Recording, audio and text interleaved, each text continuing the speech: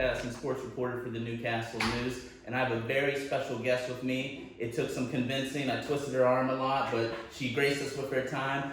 Neshannock head coach for softball, Jackie Lash. Jackie, thank you for joining me. Thank you. Obviously, if you don't know who Jackie Lash is, they had a stellar season. They became back-to-back state champions. 4-year span, 101 total overall record, 100th career win for her last year at Penn State, and she finishes right now about 126, I believe, is the count. Just recap that win and that championship. And is it set in yet? Still yet? Yeah, I think it's set in.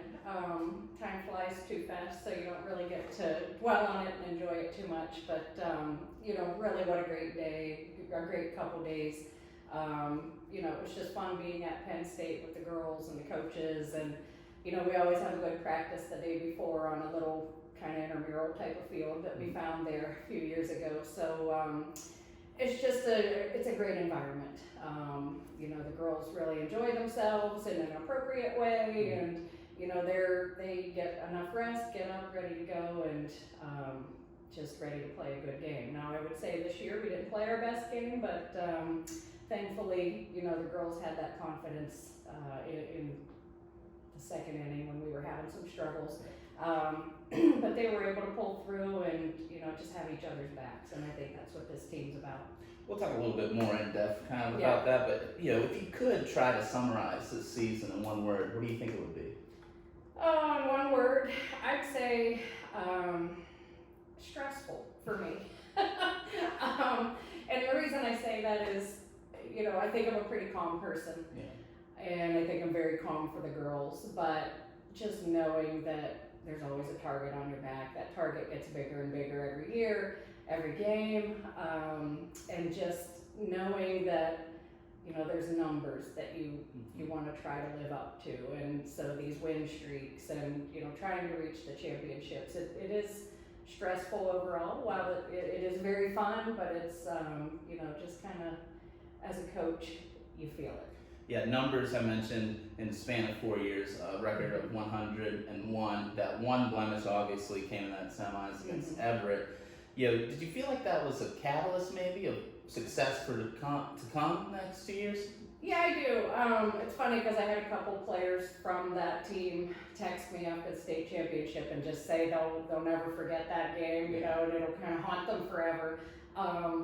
And I don't think that I view it that way. I think I view it in exactly what you're saying is just, that's your motivation to keep winning and to come out on top the following season. So, and I remember like that fall after we lost that Everett game, Addie was big on no days off. We're gonna start practicing as soon as we can. Of course, following PIAA rules as far as off-season practices, and the girls wanted to be there, and I think it was just to, redeem what they didn't get that year. Yeah, sacrifices, no days off. You talk about juggling things in the spring, and you're still juggling things like attending grad parties now too. You kind of don't really get a break, do you? Right. No, I do. I think one day just goes into the next, one event just goes into the next. I started putting things on a calendar so I could try to at least be organized and think about what do I need to do. And,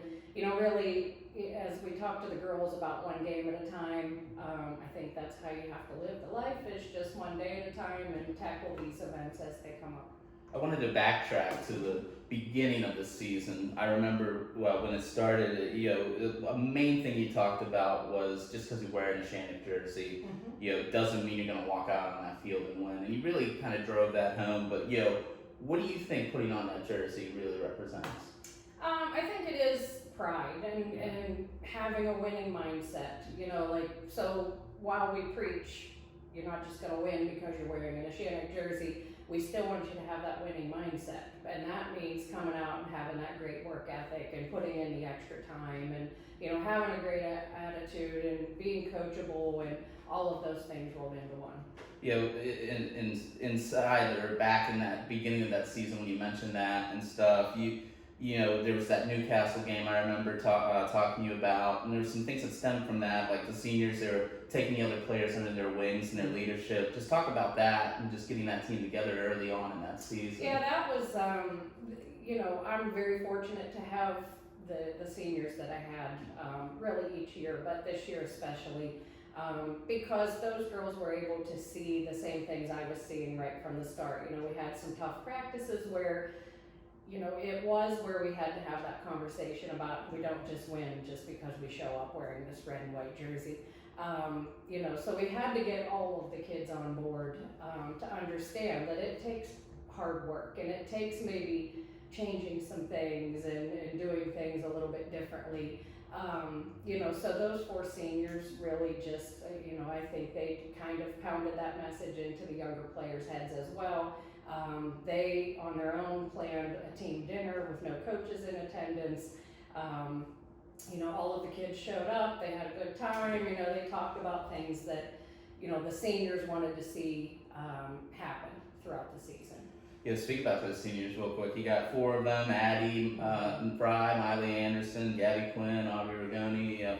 Just maybe, obviously, we know what their roles are in the softball capacity on the diamond, but what do you think really stood out to you about them as an individual this year, each of them, maybe starting with Addie?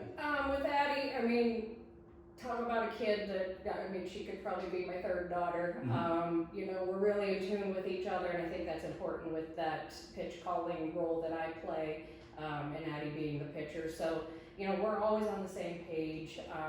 If there's something that she feels we need to discuss, it's very open, an open conversation.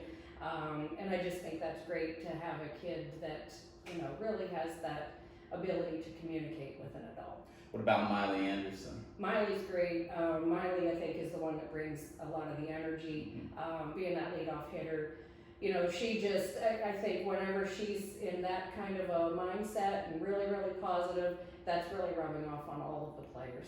Gabby, obviously. Yeah, Gabby is one heck of a great leader. I always say, I told her one time in this season that when she's a college coach, I hope I can be an assistant or just a stat keeper or something for her, because I think, she has that very high softball IQ. She has great leadership skills, and for her to step behind the plate this year and play a completely different position just shows what she's made of. She's able to do anything. And last but not least, Aubrey. Aubrey is, to me, just one of those great leaders as well. I especially saw it throughout the playoff season where, Aubrey was taking the younger girls under her wing and kind of letting them see that, making them understand this is what the expectations are in each one of these games. So, each one of them, the leadership skills are really great. Numbers, you mentioned them, we don't really like to talk about numbers. I don't want to twist your arm too much on that, but they bloomed throughout that whole season, and even maybe the season prior after that loss and coming in fresh. Is that the biggest thing you want to take away from your dugout, or is it, coaches on their phones? Which one is it? Well, I hate coaches on their phones, so that's a big no-no to me.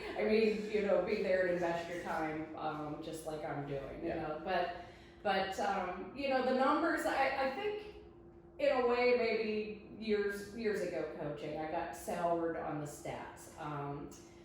Simply because sometimes girls are too focused on it, and there were times where a player would score in a game, and as soon as she ran in the dugout, she would say, "How was that scored? Was that a hit or an error?"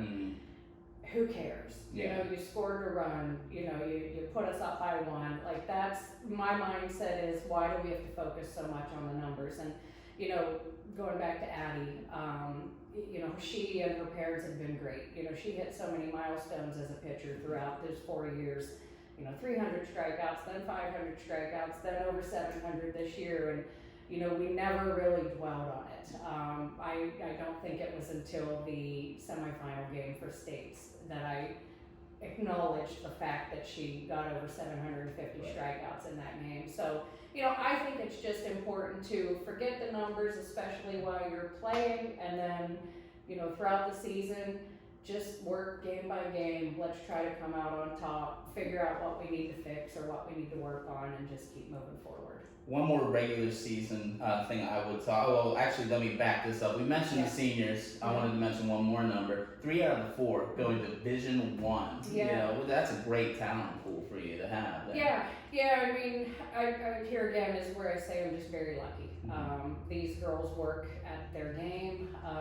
You know, Addie works at her craft because that's really what it is. You know, and they've had goals since they were young, and they've worked to achieve those goals. We talked about it before, but in the regular season, you went up against Union. It's Thursday, your season, or Thursday that week, your season culminated. Friday, their season culminated with a championship win.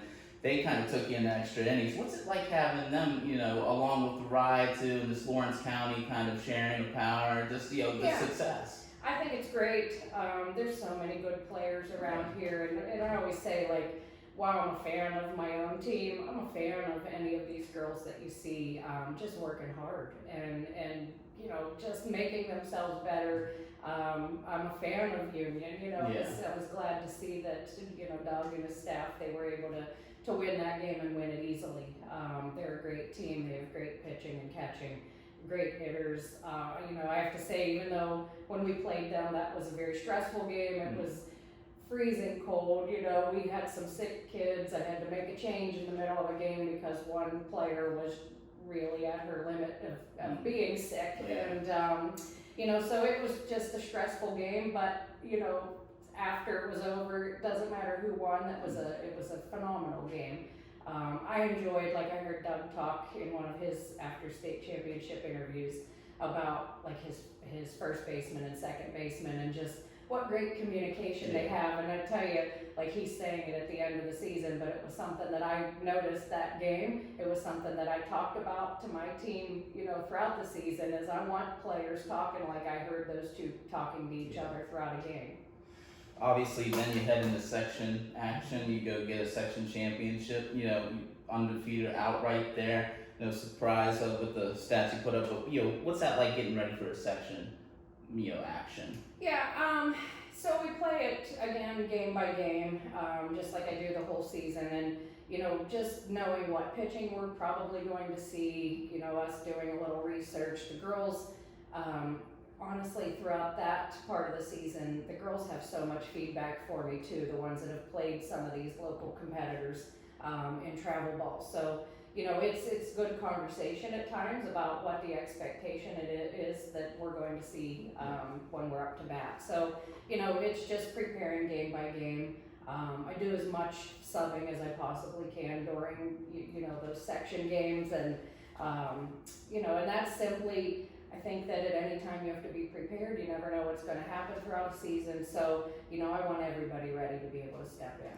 Then you enter playoffs, the number 1 seed. You go to the WPIAL championship, the 4th consecutive WPIAL title you guys won there.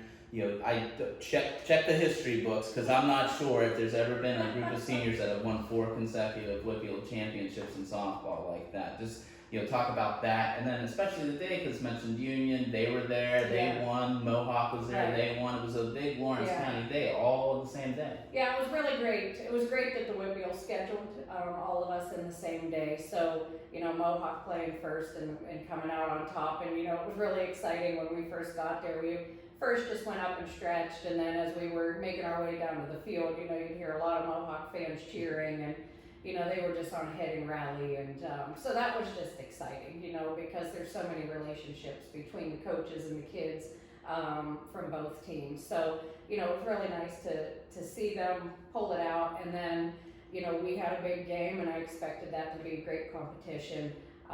You know, I can say I felt pressure that day, but I don't really think the kids did. They just came out and played, and they were ready to play. Addie again pitching a great game. You know, the girls always having very level heads, you know, and being really engaged in the game, and that's all 16 girls in the dugout. You know, playoffs when you enter them, you know, you guys work hard obviously, but you do create a fun environment. You know, you got playoff popsicles, you got movie nights, you know, different themes, wigs, might have rubbed off on some other teams. We won't say who, but send the check. You know, just talk about that and, you know, balancing that. Yeah. Fun, high level fun, but high level work.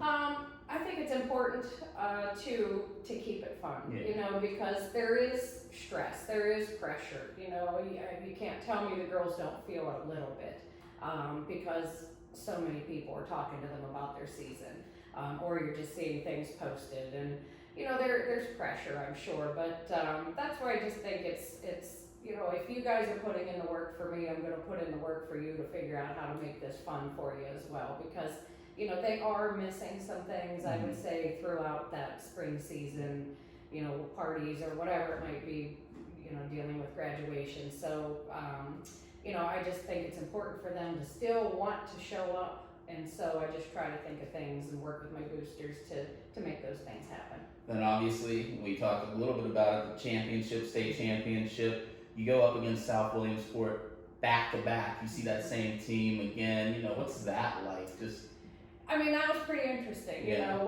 You know, the way to prepare. I mean, of course, I watched a little bit of last year's game, expecting, you know, the same pitching. They hadn't graduated anybody from the year prior, so you know, we knew they're going to be a good hitting team. They're going to be aggressive, so they're probably going to be swinging at the first 1 to 3 pitches in their count. So, you know, I think just having played that one time gave us that knowledge and experience to know what we're up against. I know they're coached very well, and I also know that I didn't have the expectation that it would be the same type of game as it was last year. So, you know, last year 10 running them, this year I expected them to come out fighting harder. Yeah, and then like you mentioned, you kind of had some issues there at the beginning. Obviously, Addie got you on the board quick, and then they had a couple errors to allow them to take a quick 1-run lead. And what's that like talk in the dugout after that? Or just, you know, something's got to give, or you know something's going to break through there? Yeah, I think that's where it's important to have the leaders that we have, because sometimes, and somebody said it, like when I called timeout in the second inning, I don't remember which player said it, but somebody asked them after the game, you know, what did Coach Jackie talk about? And they were kind of like, I don't know, I think I was blacked out at that moment, you know what I mean? So, you know, are they really fully engaged in what I'm saying at that moment? Probably not, because I know it was a bit of a stressful moment for some of them. But that's where I think the leaders come into play, the leaders that we have on this team. And I know at one point Gabby Quinn talked to the girls about, you know, these are all just mental mistakes. If it was physical, you know, that's going to be tough to get past, because obviously they're a better team than us if it's physical. But the mental mistakes, it's easier to overcome those. Obviously, like I said, Addie had a great game. Gabby had a great game. She got things rolling really for you there after she hit a double and cleared the bases, 3-run double and stuff. You seniors, you know they step up. But then you have somebody like Brenna Frangel, who stepped up to big defensive play. She tied the game for you guys as well. It's kind of a good omen of things to come if you have a freshman doing that in a state championship game, don't you think? I definitely think so. So many people have said, you know, is this team going to be anything next year without these girls on the team? And I have to say, you know, that might be other people's attitudes, but since I get to see them at practice and how hard they work, and I know what types of, you know, how they can play and how they can play well, you know, I think it is a great omen. And, you know, seeing a freshman like Brenna step up, and it was like the big game pressure really didn't get to her at all, I don't think. Like, she was excited to be there. She still, you know, showed that energy no matter what she was doing. And, you know, I think she was defensively going for balls harder than she ever does in a practice or in a regular game. So, you know, I think seeing great things from a freshman, you know, it just shows that we're going to have good things to come. Obviously, you'll win the championship. You go home. I didn't get to include it in my Athlete of the Week story. I'm sorry, but maybe we can do it here. Talk a little bit about going to Luigi's and what happened there. Yeah. So Luigi's in Du Bois, it's a great Italian restaurant. We went there last year after the state championship. We had been there, I think, 2 years, maybe in 2022. I can't quite remember when. After a quarterfinal, final, or semifinal game. So, you know, we've been there a few times. Just a really great environment. But as I was waiting to pay, my husband came over and said, "Hey, they want you at the desk," and I was like, for what? And so they said I had a phone call, and I was like, okay. So I answered the restaurant phone, and here it was the owner, and he was just so sweet. You're just so happy that we were able to come there, and that it was the second state championship that we came to his restaurant and ate. So he had the waitress take a picture of us that's going to be hung on their wall there at Luigi's. So I would definitely say go to Luigi's restaurant. It was a great place to eat, and just very super supportive of a team that they don't even know us, but they were thrilled that we were there. Send a check, Luigi's. But yeah, what's that like having that team kind of recognition, not just in Lawrence County? I mean, you have that happen. We'll give a shout out to Jimmy. Jimmy follows you around. You have fans from Pittsburgh coming around. Pittsburgh. Yeah, what's that like to know it's not just a county specific thing? Yeah, I think it's great. You mentioned Jimmy. Jimmy's a guy that he's an elderly man that just follows this team as much as he possibly can, and really he knows none of the players. And you see that throughout. And even as we parked the bus in Du Bois as we're walking up to Luigi's, and different people would just beep at us and wave and, yell out the window or fist bump out the window. And it's just really cool that, they knew what you had just done. We mentioned a lot of goals that you guys have accomplished, even in the span of that 4 years. What haven't you done or this program done that maybe you'd like to achieve, if anything? Oh, wow. That's a tough question. Yeah. I don't know. I feel like, I think that's a future goal is just to keep things going. And, really I've been head coach 6 playing seasons, so 7 with COVID, but I think we've been, out of those 6 seasons, we've been section champs 5 times, one of those being, co-champs with Laurel my first year of coaching. So, I'd like to see that continue as a goal, is still maintain that section championship as often as we can. But then just to do the best we possibly can in the WPIAL and PIAA. All right. Well, Jackie, thank you so much for being with me. I appreciate your time as always. You're welcome. Thank you, Right. Cody. Thank you, Lawrence County.